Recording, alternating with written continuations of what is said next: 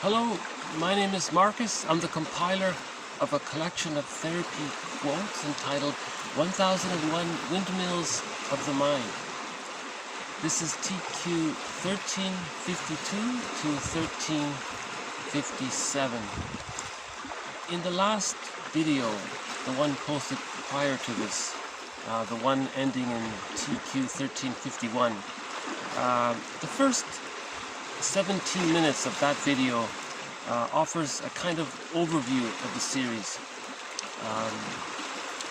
So if you'd like to first have a general overview of 1001 Windmills of the Mind, can I refer you to the last video marked TQ 1342 to 1351, and the first part of it covers an overview. So we'll just move on.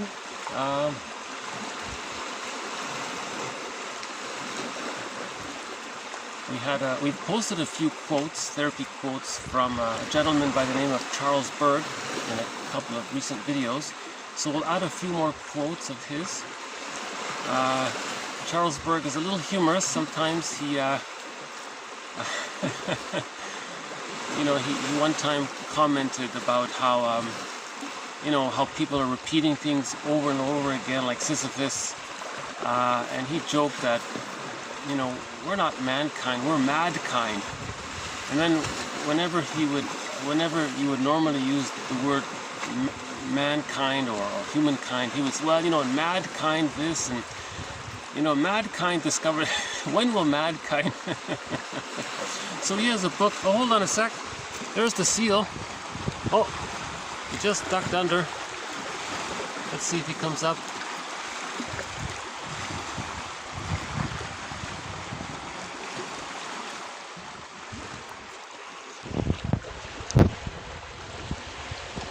So if we're lucky, we'll get another glimpse of the seal. If we're really lucky, we'll see a heron, but usually the herons don't come out during the day. What probably will end up happening is we'll just get a few crows and seagulls, sort of like that one there, I guess.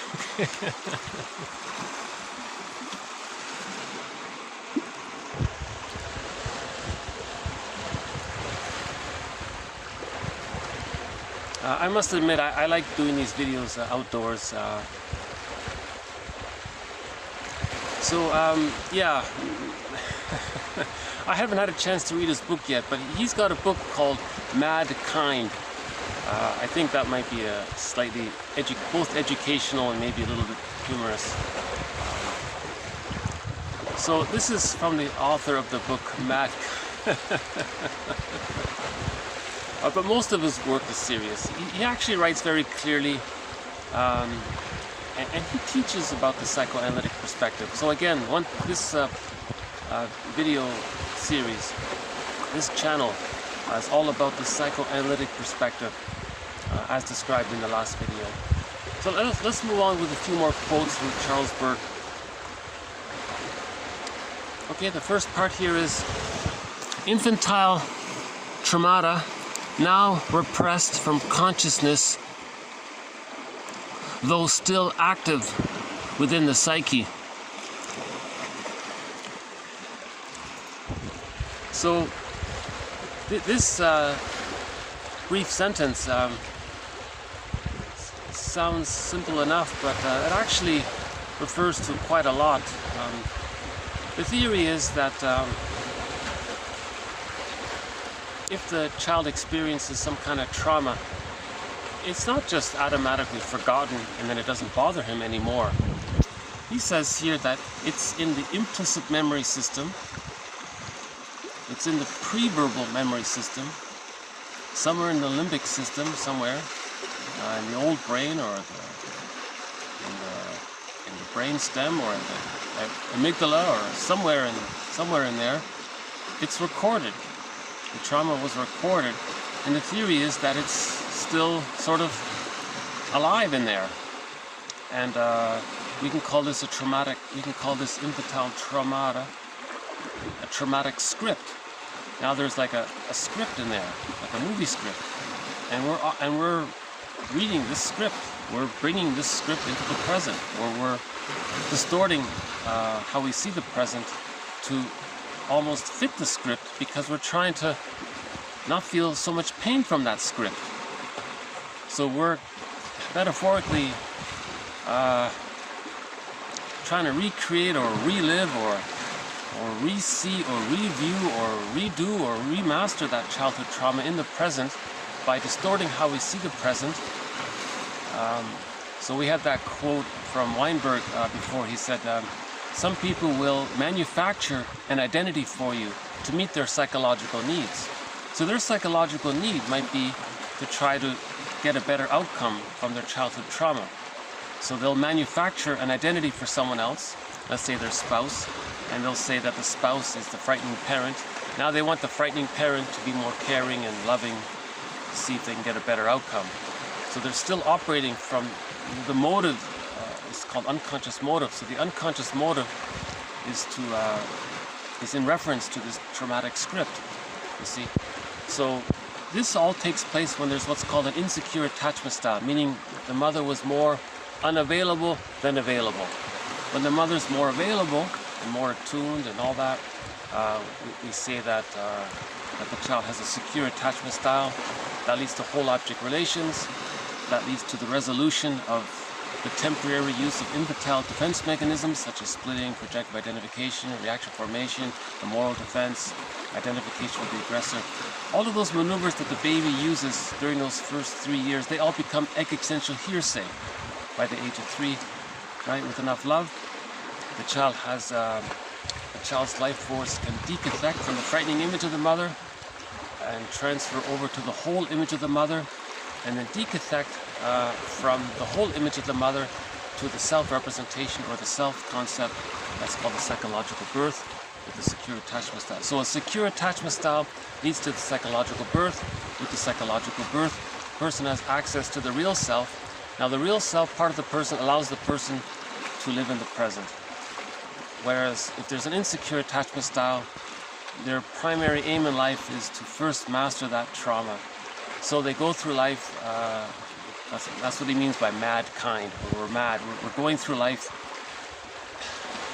distorting things to fit the childhood trauma to see if we can get a better outcome. And it can never be done. It's a secondary delusion to think that it can be done. So the therapy process is about bringing all of this into consciousness so that we can face the reality. It's this verdict of reality that makes the work of mourning so painful. Not getting the love one needed is a loss, so we mourn that loss. And then through the mourning process, we can then achieve the psychological birth afterwards. So man's main task is to give psychological birth to himself if he didn't get it by the age of 3 naturally with the secure attachment style. Right? So the theory around this is that the more rejecting the mother is, or the more frightening or unavailable the mother is, not blaming her, but just describing the reality. If she wasn't there, or if she was misattuned, or she was using the bottle and the schedule because she was confused about what she read in the magazine. Right? She meant well, but she thought this would have been the best thing, not realizing that it's traumatizing the baby. So the more traumatized the baby feels with the mother, the more the baby needs the mother, ironically. And the more the baby clings to the mother. It's called a negative symbiosis.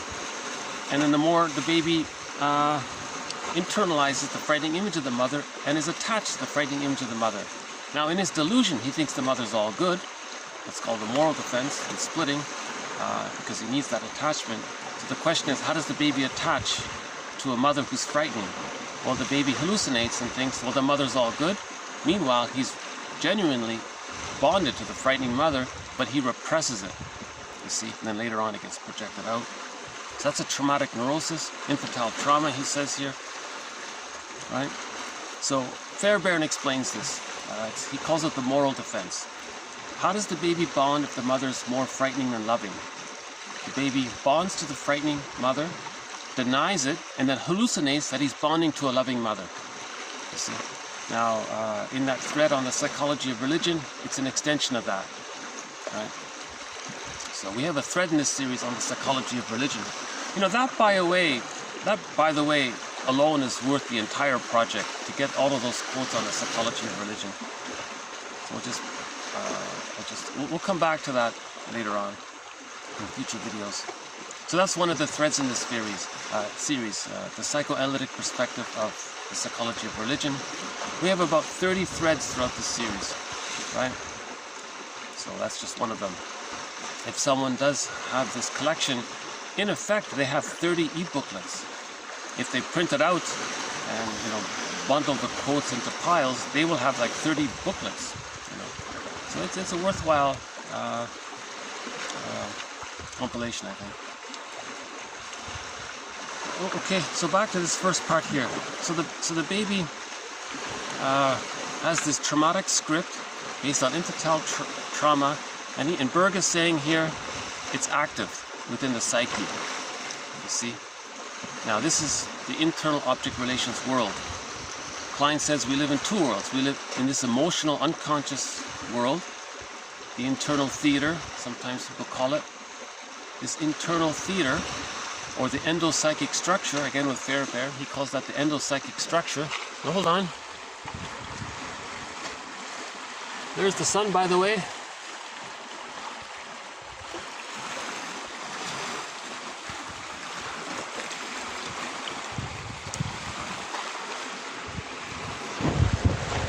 So just quickly, briefly, once again, the endopsychic structure.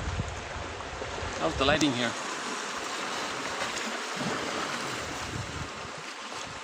So, the baby's memories and experiences around when the mother was loving, they all condense, coalesce, amalgamate, and it's as if we were to bundle these memories together and form a cluster of these loving memories, because it's pre-verbal and the child thinks in images,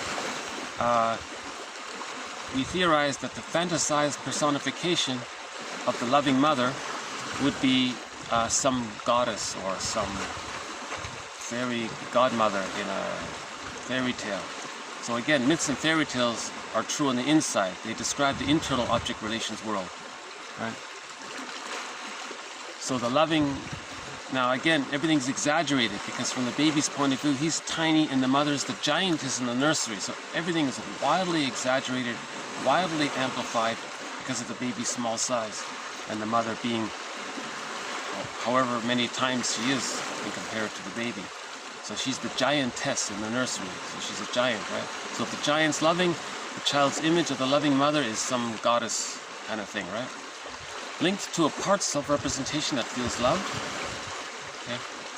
Now there are times when the mother's promising to meet the baby's needs. So that's the alluring or enticing or the exciting side of the mother. So in a myth, that might be the seductress or something like that, or the siren or something like that, right? In the Odyssey. Linked to a part self-representation that feels a lot of immense hope right, about getting their needs met. But often, the exciting mother, with it, there's the rejecting mother. Because many times the mother promised to meet the baby's needs, and then she rejected the needs. So now there's an image of the mother when she's unavailable. That's called the rejecting side of the mother. Linked to a part self that's rejected. Now sometimes the mother supports the child's psychological development, so that's a part of her. Linked to a part self that feels supported in their development and their autonomy. You see, so we have these various sort of, so we have these what they call internal objects. Okay. So there's this internal theater. Now, ideally, by the age of 3, those 3 images of the mother just mentioned, or 4 actually, the loving mother, the supportive mother, the enticing mother, the rejecting mother, those 4 images of the mother all unite to form a whole image of the mother that's realistic. See? If the mother's too frightening, then the splitting takes place. The soul fragments like that. The internal object relations world is very fragmented. That's the infantile trauma. And everything's fragmented. One side is denied, another side is projected. The child identifies with one, projects another, flips them around. In 1 minute, he can identify with one, project the other, and then identify with what he just projected, and then project the one he previously just identified with. You see? So it's the child is engaged in, so doublethink comes from there, and a lot of denial, and a lot of coaxing others to play roles, and a lot of reversal, a lot of rationalizations to hide it all. So it can get very confusing. I think someone called it, what is it? Organized insanity or something like that. Mad kind. Charles Berg would say that's mad kind, because we're traumatized like that. Not being, he's not meaning to be negative, but in the context of his writing, he was being humorous. So if by the age of 3, in the child's unconscious fantasy, he has all of these different images of the mother, loving mother, supporting mother, exciting mother, rejecting mother. Now, if it's like that, it's because the rejecting mother is greater than the loving mother. That's why it's fragmented. If the loving mother, the child received more love than rejection, then all of the images come together. You see, the love needs to outweigh the rejection for the images to come together. If the fear outweighs the love, then the child deals with that by doing the splitting. You see, so that's called the endopsychic structure by Fairbairn. So that's one of the threads in this series, William Fairbairn's theory about the endopsychic structure. I just sort of briefly try to summarize it a little bit just now, but there's more to it than what was just said. So this is what he means here. The trauma is still active within the psyche. We have this internal object relations world, this internal theater. And with trauma, it resembles a fairy tale or a myth. So myths and fairy tales are depictions of childhood trauma, you see. Myths and fairy tales describe the emotionality of the baby feeling traumatized, but it's denied. And that's why we have this, that's why they're so appealing. That's why we're drawn to these fairy tales and myths, because they're articulating our situation of trauma. So if the child has a secure attachment style and he's loved, he's not really interested in this intense drama with the gods and the demons and this inner, Berg calls it the inner, he has another book called War in the Mind. So people with a secure attachment style don't have that attitude or emotionality. See, when there's severe childhood trauma, it's war in the mind, it's the inner conflict, you see. The psyche seeks healing. There's a natural drive for the psyche to seek healing, meaning to bring the split images of the other and to bring the split images of the self to two mutual, it's like 2 tennis balls. You want 2 circles there. You don't want, the tennis ball to be in 4 parts representing the other and the tennis ball to be in 4 parts representing the self. That's fragmented, it's painful, right?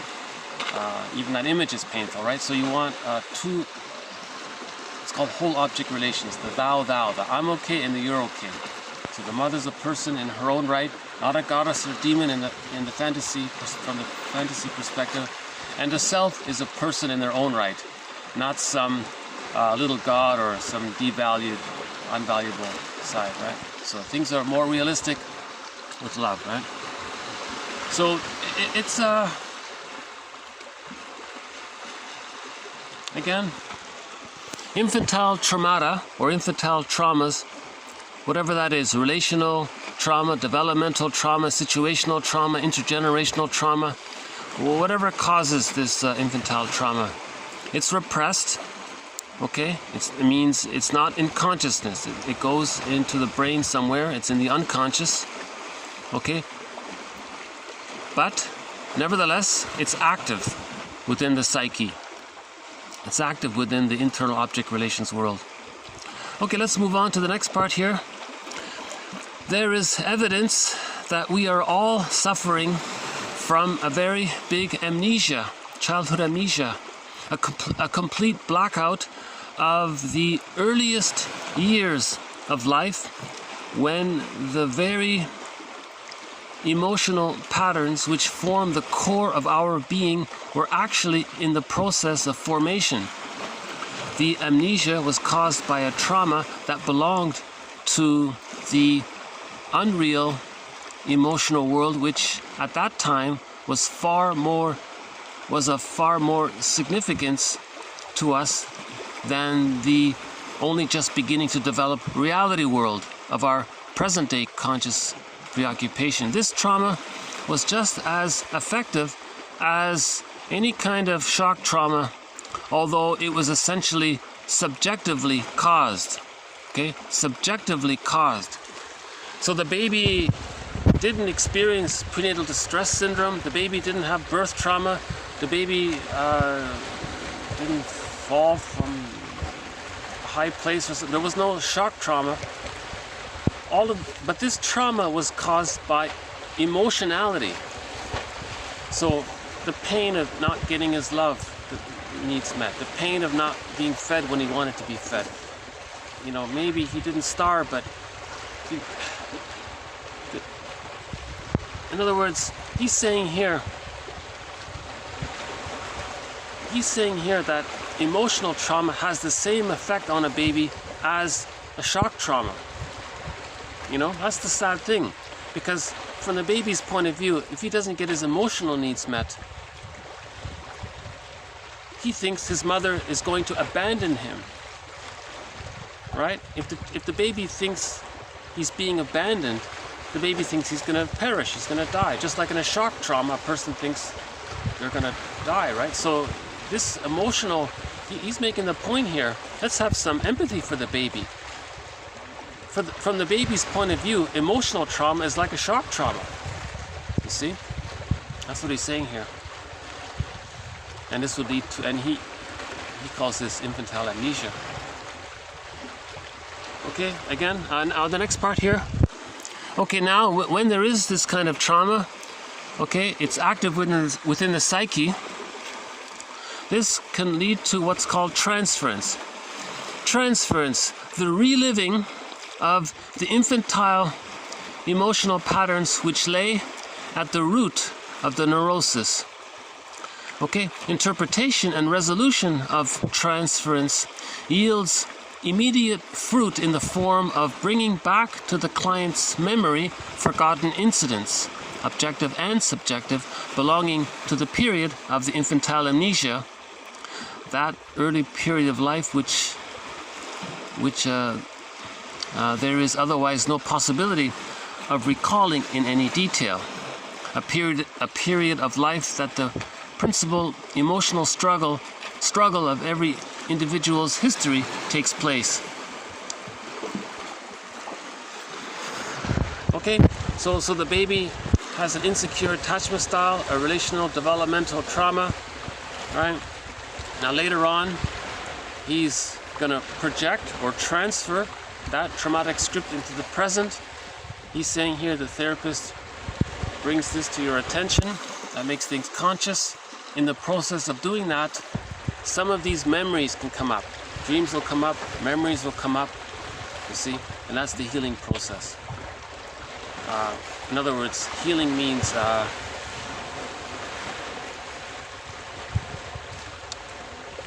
giving caring witness to our trauma. We want to witness our own trauma. So, and the therapist helps with the interpretations. If we understand the interpretations, we now internalize the interpretation, think about it. If we can entertain it and accept it, we're giving caring witness to ourselves. So grief is healed when it's witnessed by a caring other. So the idea is that the client and the therapist are both together being the caring other, and the client or the person would internalize it.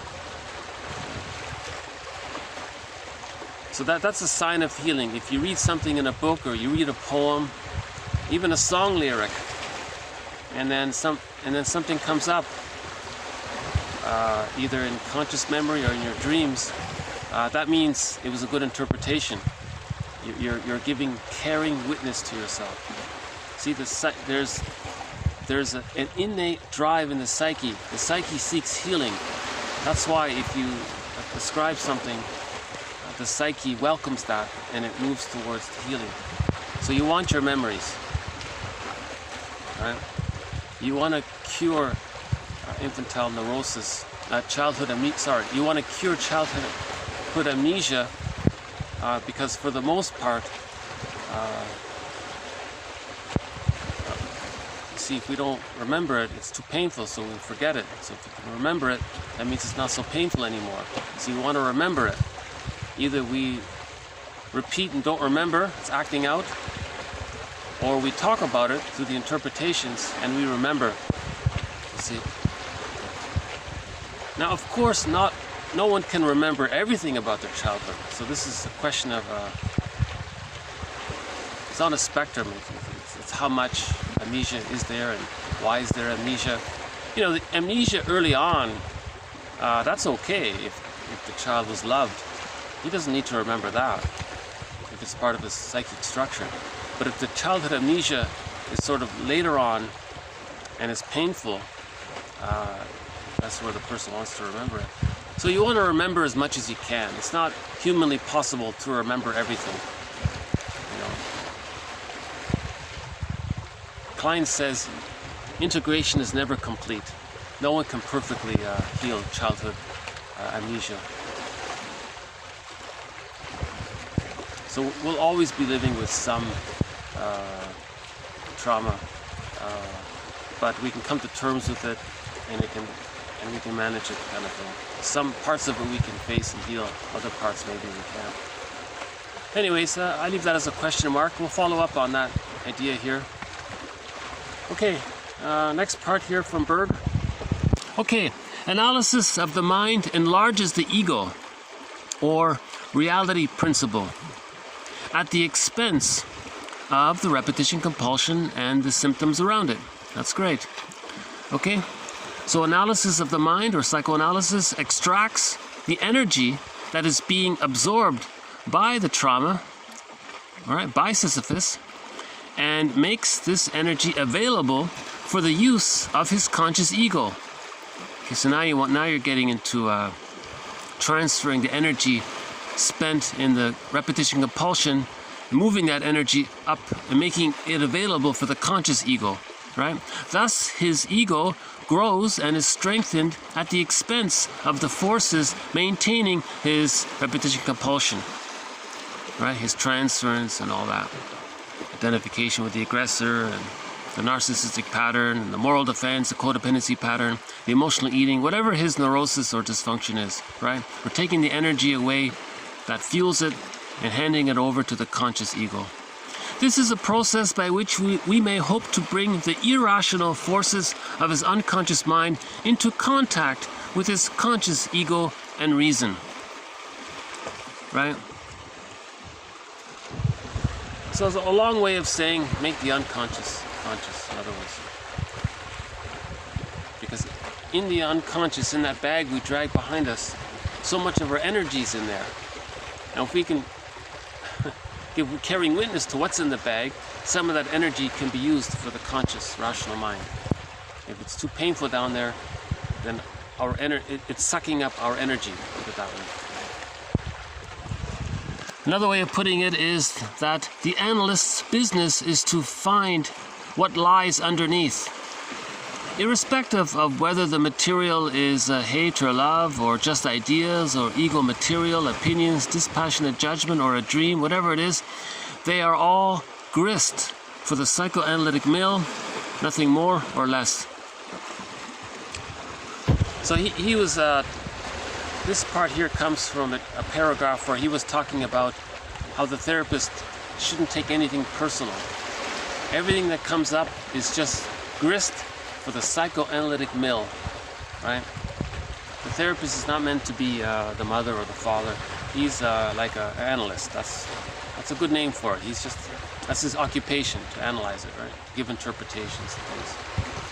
Some people disagree with that, but by and large, the psychoanalytic perspective means that the therapist doesn't collude with the projections. Instead, he interprets the projections. So you interpret, not collude. Right? You interpret. You don't collude. That's what he's saying. Okay, next part here. Okay, this unconscious. It's a region of the psyche which contains mental processes and constellations. Okay, now that constellations,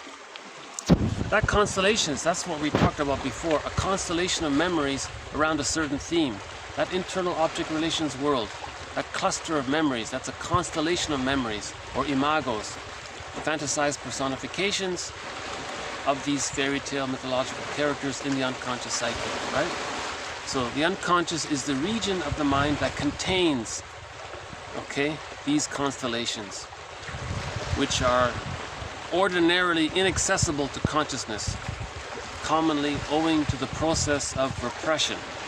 The technique of mind analysis, or the technique of psychoanalysis, or the psychoanalytic interpretation, whatever you want to call it, is essentially designed to bring this unconscious material into consciousness by how? By acknowledging the defense mechanisms, by overcoming the resistances and repressing forces. Okay? So you want to acknowledge the defense mechanisms. So every defense mechanism, every major defense mechanism is a threat in this series, right? So that's why we study defense mechanisms, because if we're aware of them, it can lead to what's underneath them. It can lead to why we're using them. So defense before content.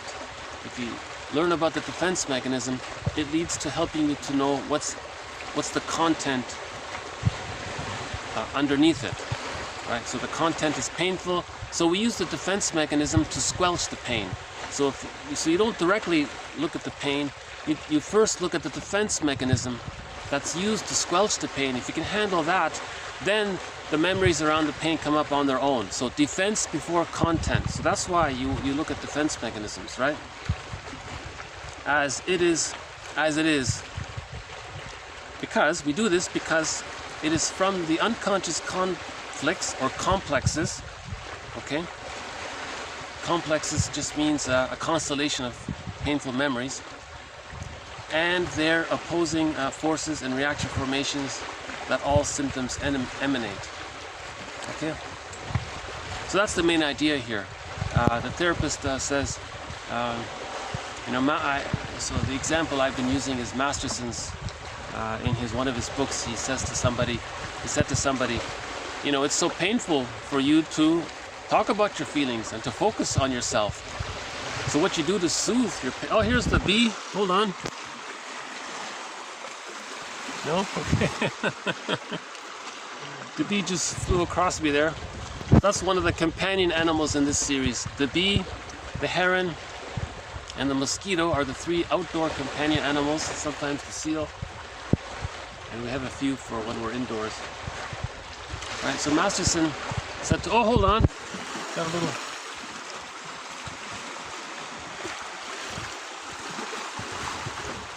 Some baby, here they come.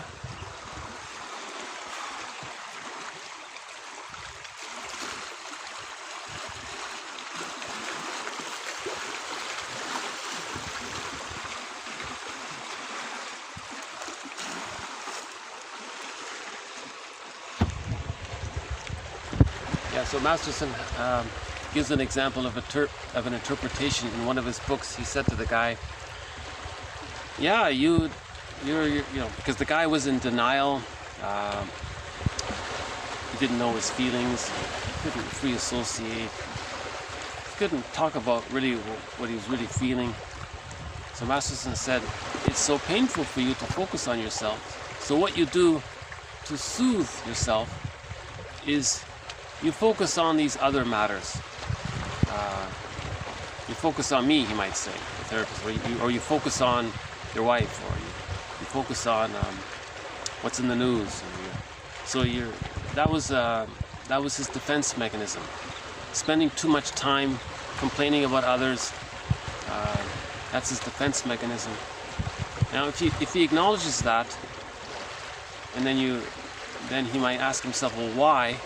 Then he may get the sense that there's a reason for doing it, and the reason for doing it is because it's too painful to get in touch with his feelings, right?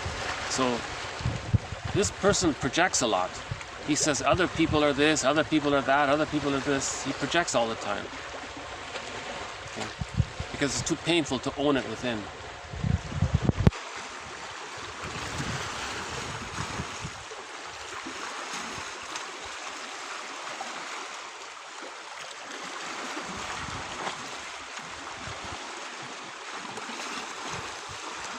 Okay, we'll just do 2 more lines here from Berg.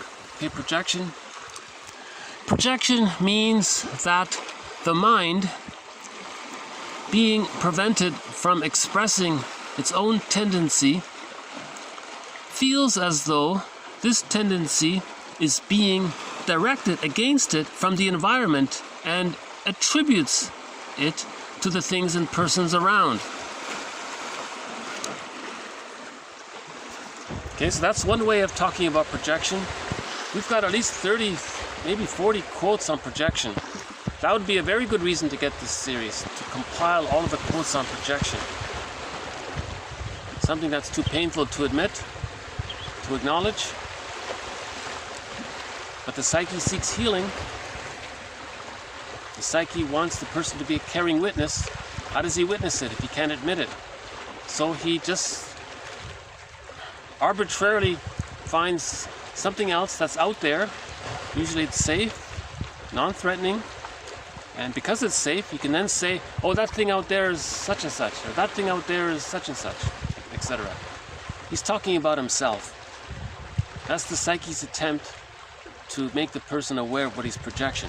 Projection is the avenue by which the psyche is trying to get the person to be conscious of what is unconscious.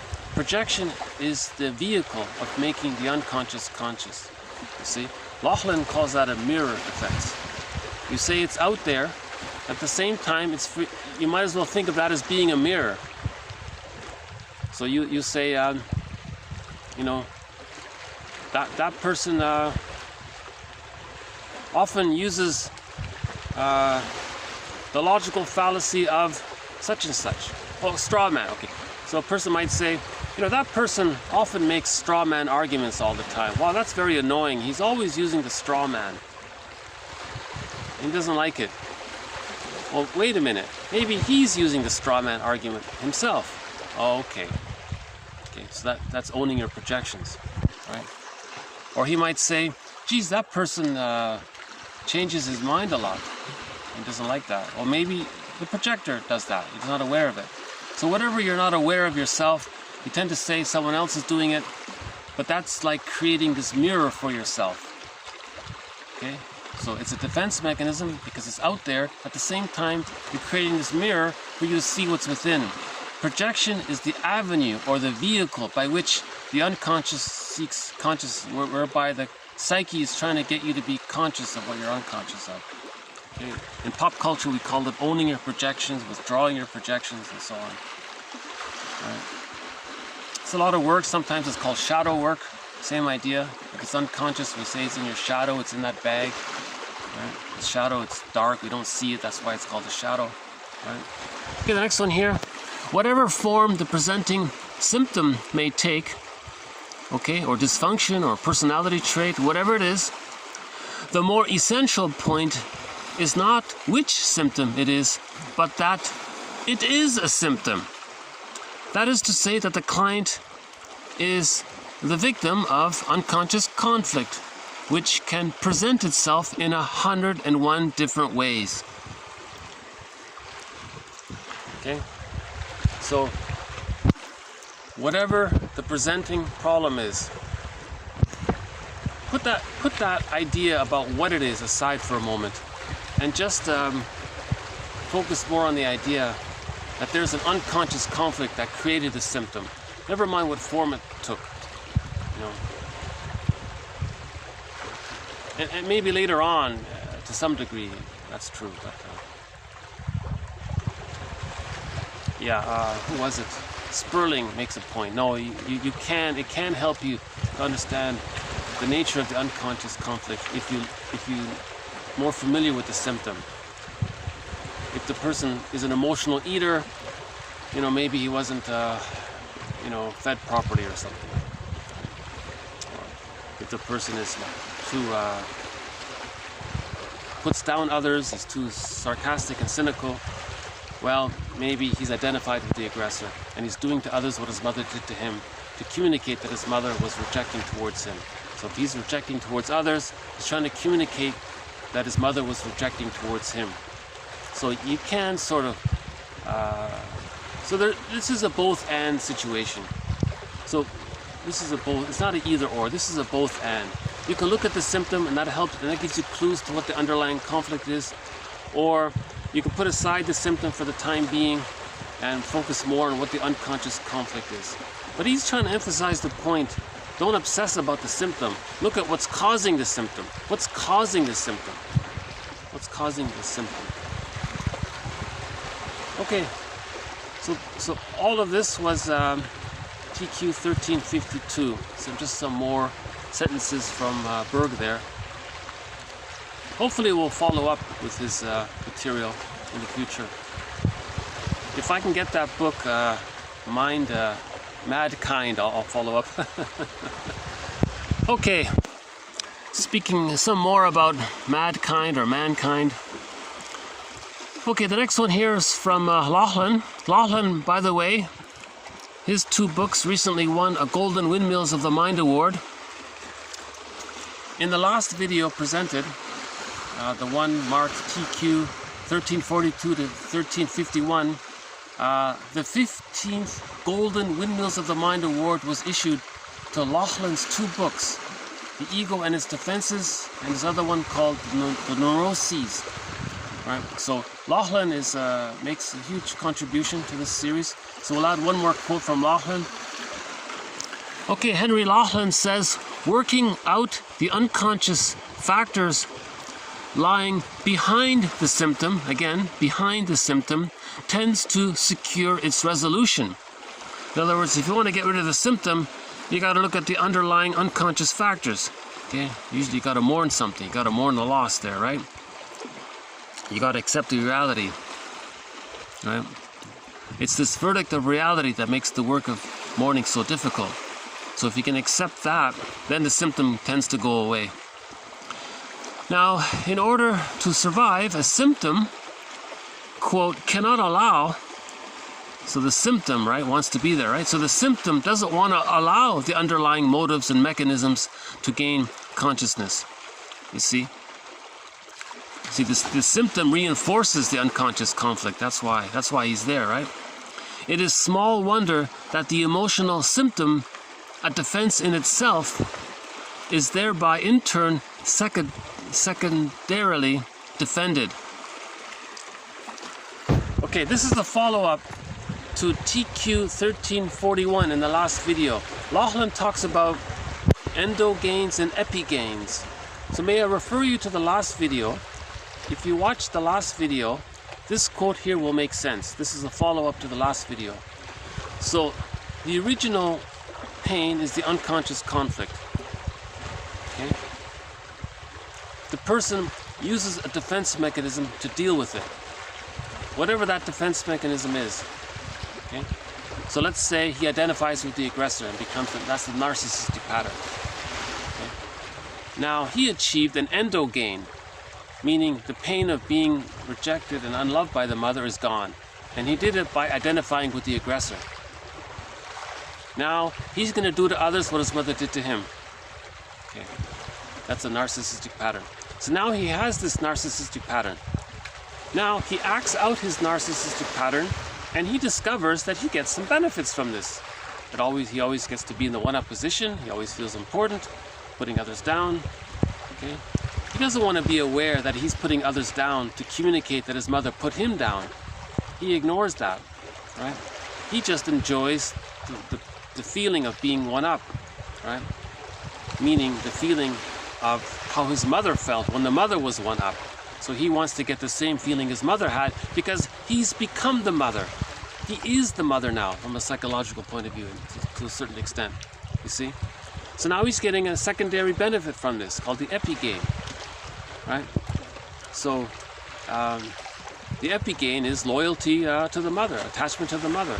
The epigain could be that if he has a job that rewards him for being rude, and then he gets money from it. So he's going to hold on to that. Now that epigain, the material benefit of being the narcissist, of adopting the narcissistic pattern, and he gets financial reward from it, that perpetuates his identification with the aggressor. You see? There it is right there. Okay? If the person gets some benefit from acting out that defense mechanism, identification with the aggressor, okay? For example, he gets a good salary from some employer. That's going to perpetuate, and he's going to protect that. He's going to want to hold on to that. But at the same time, he's perpetuating, right? Emboldening. He's propagating. He's perpetuating the identification with the aggressor. You see? If he gets the key out from under mother's pillow, if he differentiates himself from his mother and becomes himself, he probably wouldn't have that job, right? If the job rewards him for being rude and he's no longer rude, he would lose that job, let's say. So that's what he means there. So the last video talks about endogain, okay, to deal with the persecutory anxiety. He becomes rude. Now, if he's rude, he gets some extra benefits. That's the epigain. You see? Now he wants to protect the epigain, but by protecting the epigain, he propagates the endogain. You see? So there's two layers of defense mechanisms, right? Clinging to his habit of being rude to others, that's one defense mechanism. And if he does that, it helps him to avoid the pain of being rejected by his mother if he just does to others what his mother did to him. You see, they work hand in hand like that. That's why we say therapy is like an onion. You want to peel the layers, right? Now, if he were to peel those two layers like an onion, he would mourn, right? And cry, of course. All right, next one here. Yeah, I must admit myself, I notice whenever I bring up a quote that's linked to the narcissistic pattern, I notice myself feeling a little, it brings up memories in me about my interactions with those with the narcissistic pattern. And maybe to the times when maybe I was acting like my mother, let's say. And so there's still, it's a process to get the key out from under mother's pillow. In other words, the more rejecting, the more frightening the mother is, the more the baby becomes like the mother. That's called identification with the aggressor. See? So you want to get the key out from under mother's pillow. You want to differentiate from your mother. You want to be separate from your mother. You see? So we want to read that book by Iron John. You want to read that book by Robert Bly called Iron John. Pardon me. Okay, the next one here. Okay, what happens to the excess stimuli that cannot be assimilated? Okay, so if there's a trauma, what happens to all that excess stimuli, okay, that cannot be assimilated? Well, passively experienced stimuli to actively repeating them. Okay, the attempt at mastering traumatic stimuli by repetition. Okay, the attempt at mastering traumatic stimuli through repetition overrules, okay, real self-activation. So if there's too much trauma, the first things first, he wants to heal that. You can't just do what's called spiritual bypassing, ignore it, and be your true self, your real self. Real self-activation comes from the emotional freedom from the painful past. You see, if the painful childhood past is too great, that's going to overrule the unconscious. In that bag, there's a monster in there. That's the anger. That's your own anger at the mother being so rejecting. You got to face that first. You can't ignore it. You see, so you want to understand and be carrying witness to yourself. The metaphor would be in a myth or fairy tale, the person faces some frightening animal. That's his own anger sometimes. So what can we do about all this? Okay, so we have a thread in this series about what we can do about all this, what we're talking about. So we'll add one more quote in the area of what we can do on a practical level. Okay. So let's say a person experienced some kind of loss in their lives. Here's a quote from a self-help book that I think is helpful. It's a sentence completion exercise. Okay, so I'll just read it, and then you privately, if you're watching this or reading this, you would do this in your journal or with a friend or on your own, right? So think about something that you, maybe a relationship came to an end. So let's just pick with that.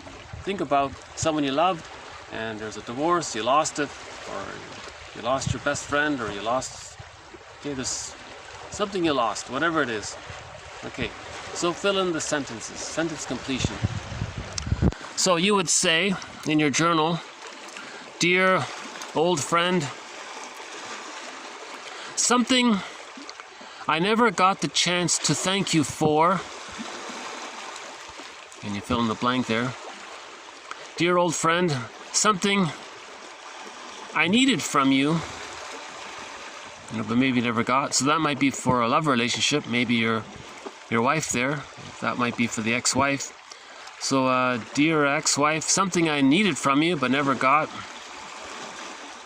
Okay, I think you need to do this all for the same person. So why don't we try that? Let's start again. So let's do it with the ex-wife or ex-husband. Okay, dear ex-wife,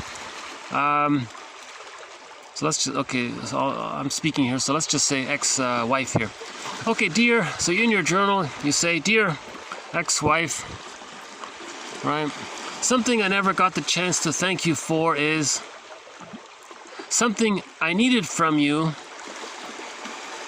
okay? Something you and I never really resolved. What was that? Something I always wanted to hear from you. What was that? Something I want you to know that I've never told you before. Okay, what was that? Something you have given me that I will always cherish.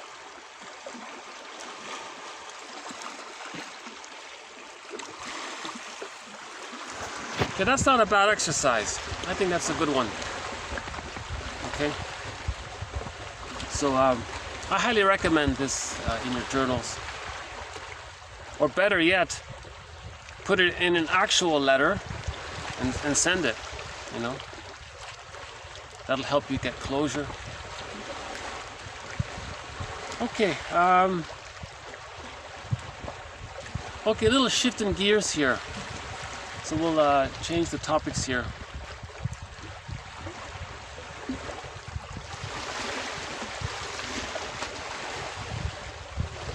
This is a follow-up to an earlier quote,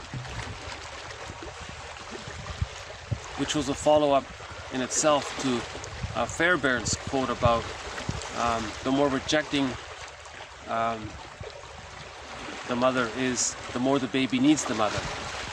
Right? And then there was a quote from a self-help book which advised women on how to catch a guy. The author said, if you want to catch a guy, be rejecting, be tantalizing, be alluring, and then be rejecting. Okay, you're gonna tap into the repetition compulsion of the man being allured and then rejecting. See? So you want to recreate, so the woman wants to recreate the negative symbiosis, and then she has power over the guy. See, a sad state of affairs. I was very disappointed that a woman would give this advice to other women. She's perpetuating the trauma, right? Because, you know, what some women do is they want to marry a man who reminds them of their narcissistic mother, so they how to catch a guy, and then if they catch the guy, then they can one-up over the guy, thinking that the guy is the substitute narcissistic mother. So that's what she was saying here. So this quote here is sort of a follow-up to that. Okay, about how in that, the book is called Why Men Love Bitches. Okay, mad kind, right? So here's a follow-up to that quote. Also from Laughlin. Okay, the seeming, sexuality of a person with the hysterical personality pattern Okay, so this woman is sort of very, she's a very seductress kind of woman, right? And she's being emotional about it. Okay, is mostly false and a front. That's what he's saying here. Often, it represents a kind of testing as well as a means to secure other psychological goals.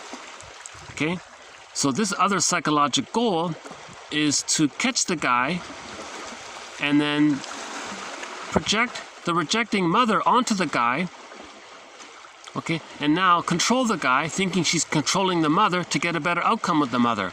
So that's this other psychological goal.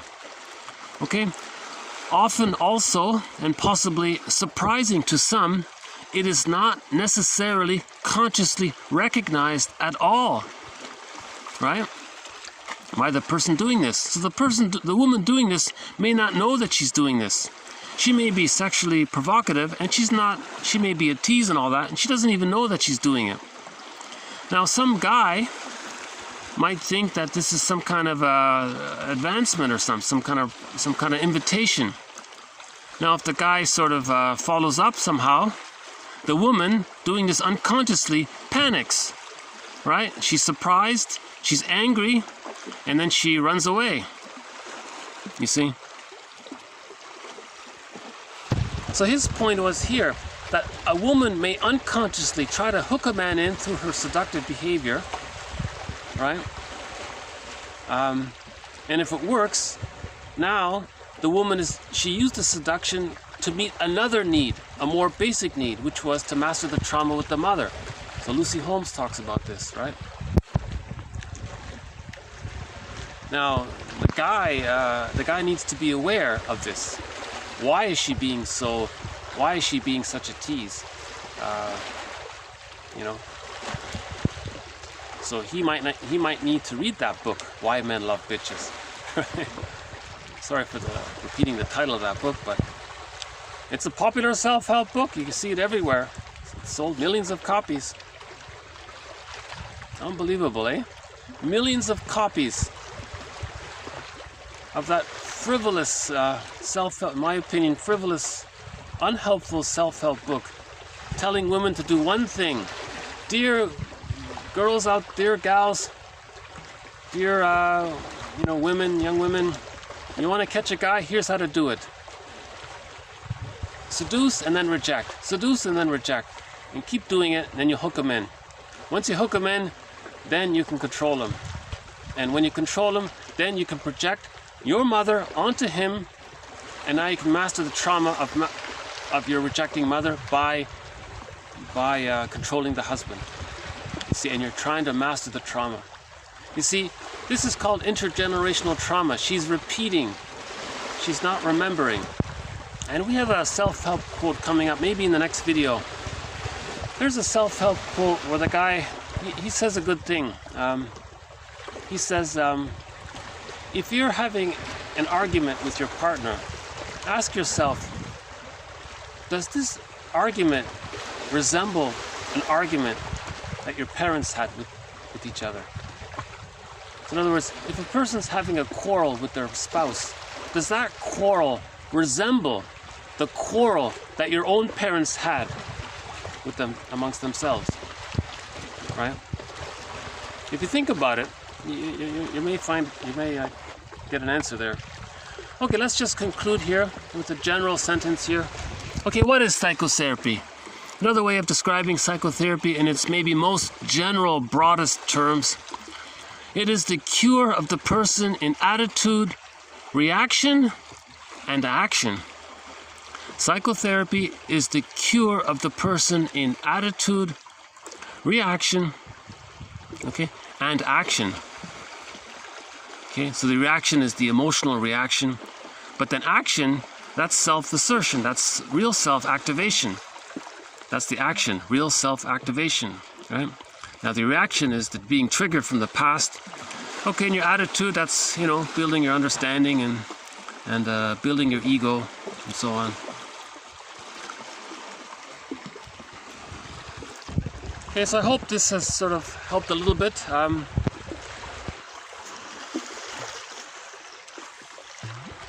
each set of quotes or each video just sort of adds a little bit to previous material. So we're constantly adding material. So I think these, if there's one quote here that I recommend, it's this one here about grief work by Felder here.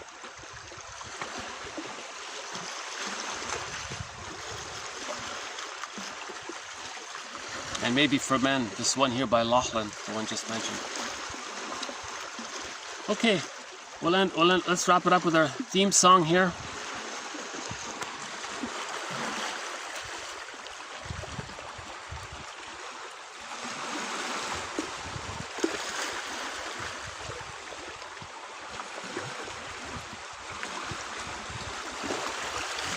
Oh, hold on.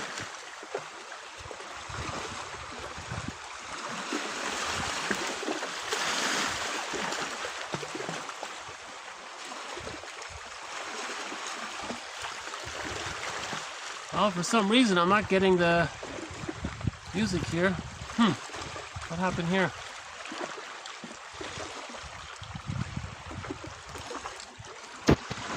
Okay, hold on a sec. I'm having an audio issue here.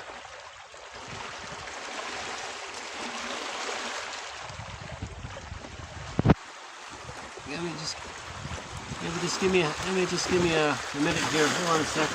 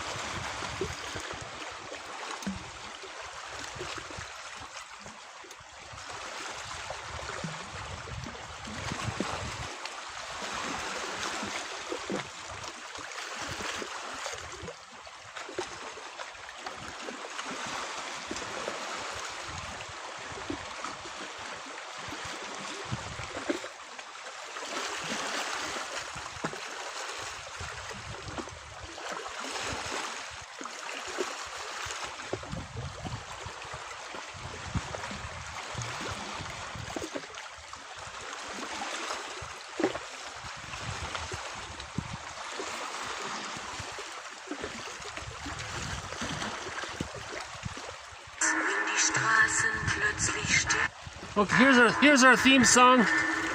1001, the theme song to our series. Wenn die Straßen plötzlich still sind, wenn die Stadt auf einmal schweigt, wenn aus steinernen Kaminen stumm der Mond zum Himmel steigt, wenn es hier in meinem Zimmer leer und einsam wird mich, suche ich in den dunklen Schatten die Erinnerung an dich und ich fühle wie ein Augenblick zur Ewigkeit gerinnt, wenn das Spinnrad meiner Träume längst zerrissene Fäden spinnt und sich leis zu drehen beginnt, wie sich Mühlen drehen im Wind.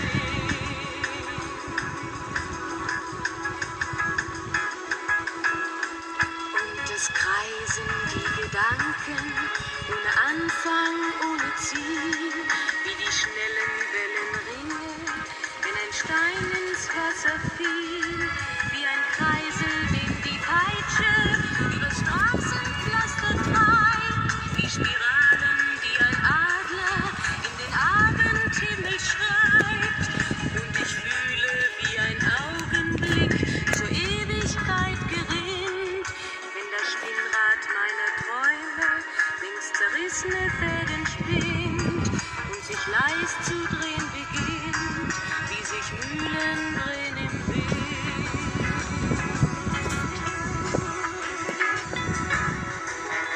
Tausend Fragen ohne Antwort, tausend Fragen ohne Sinn.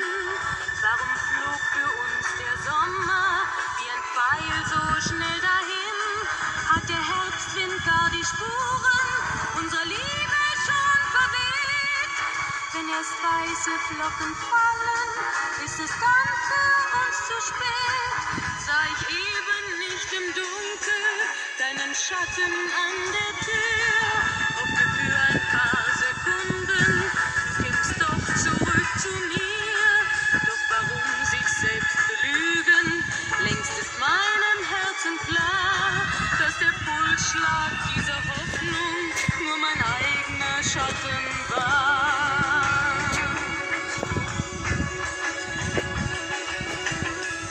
Und ich fühle, wie der Augenblick zur Ewigkeit gerinnt, wenn das Spinnrad meine Träume längst zerrissene Fäden spinnt und sich leis zu drehen beginnt, sich im Kreis zu drehen beginnt,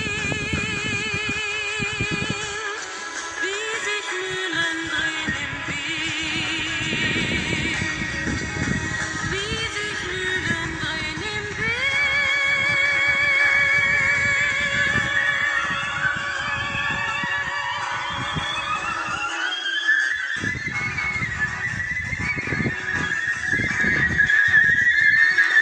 Okay, so thank you very much. This has been TQ 1352 to 1357. More to follow.